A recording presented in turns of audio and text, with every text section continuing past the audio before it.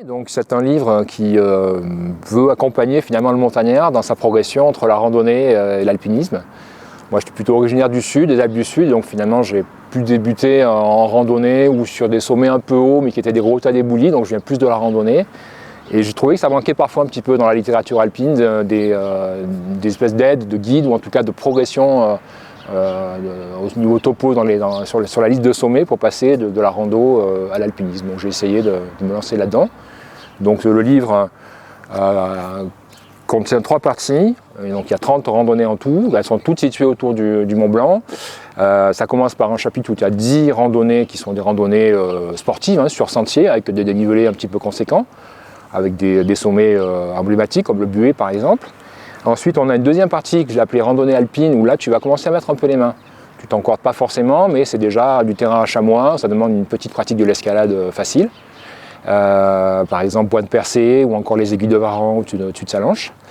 Et pour finir, donc 10 vraies courses d'alpinisme où là la corde est de rigueur, de même que le casque, il faut avoir quelques notions un petit peu d'escalade, d'assurage basique.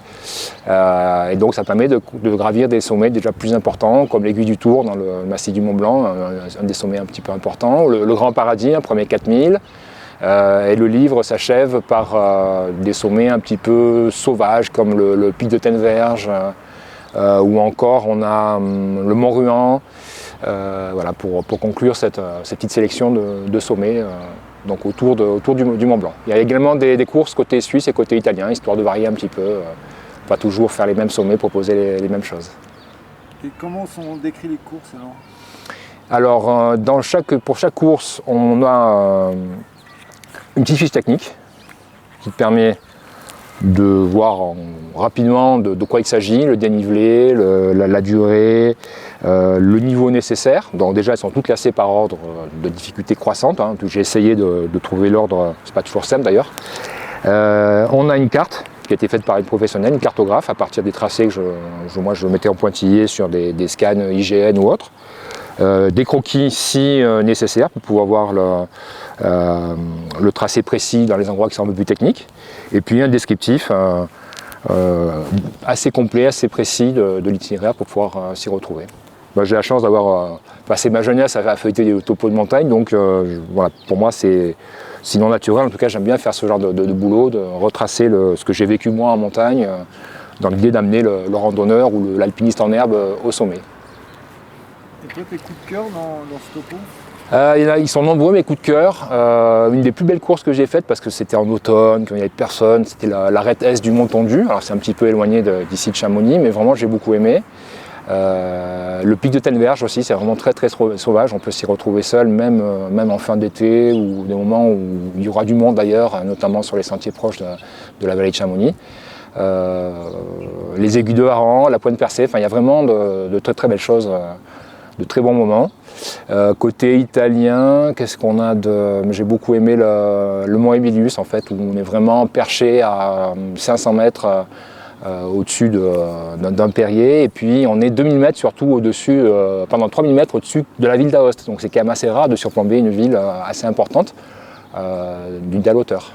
Le tout avec des difficultés techniques modestes, puisque finalement le livre ne dépasse jamais la cotation peu des sup, et là pour la course dont je te parlais, on est sur du petit F, voire T5 en randonnée, il n'y a pas de grosses difficultés. On trouve pas mal de photos aussi. Oui, j'ai fait en sorte, en fait, on est entre le topo vraiment brut, où tu as quasiment que du texte, et le beau livre, on est un peu à cheval entre les deux, ce qui fait que pour chaque randonnée, tu as 4-5 photos en général.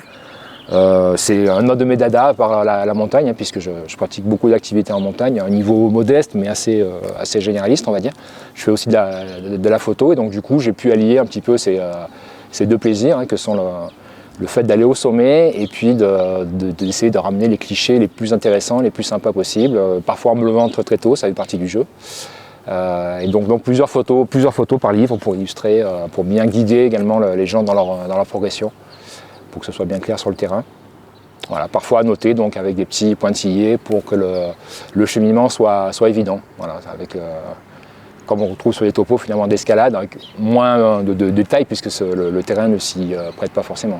C'est pas décrit longueur par longueur.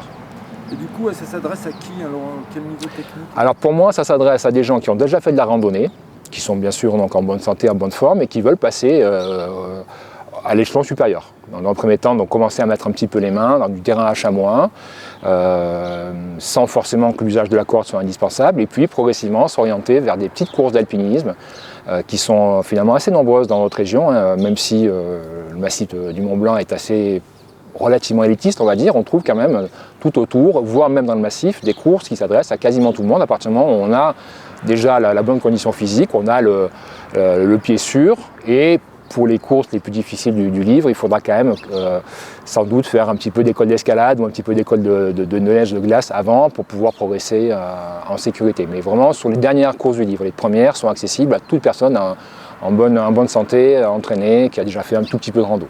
Voilà. Donc l'idée, c'est vraiment de guider, d'amener à l'alpinisme de manière progressive, de manière rationnelle, sans se faire peur, pour que ça reste un plaisir. Il faut que la montagne reste un plaisir, ça va être une source d'accomplissement et non pas de stress ou d'autre. Enfin, à mon sens en tout cas. Est-ce que tu peux nous parler un peu de la maison d'édition ? Oui, alors c'est une maison d'édition qui monte en puissance. Ils sont basés sur Marseille. C'est une petite maison d'édition qui s'appelle les éditions du Chemin des Crêtes, avec qui j'ai eu un excellent contact. Je n'ai pas encore eu la chance de les rencontrer parce que, bon, en étant en Haute-Savoie, je ne vais pas à Marseille trop suffisamment souvent, mais ça va se faire. Et puis vraiment, j'ai travaillé avec beaucoup de plaisir avec eux. Et ils sont spécialisés en plus dans l'outdoor, donc tu vas trouver de l'escalade, du trail. Ils ont sorti récemment un bouquin sur les premiers secours. Un topo qui vient de sortir également là, sur les 100 plus belles voies d'escalade en France. Et donc pour moi c'était assez naturel de leur proposer mon travail qui au départ devait sortir chez un autre éditeur qui a fait faillite entre temps. Donc du coup je me suis retourné vers eux et avec bonheur une belle collaboration. Voilà.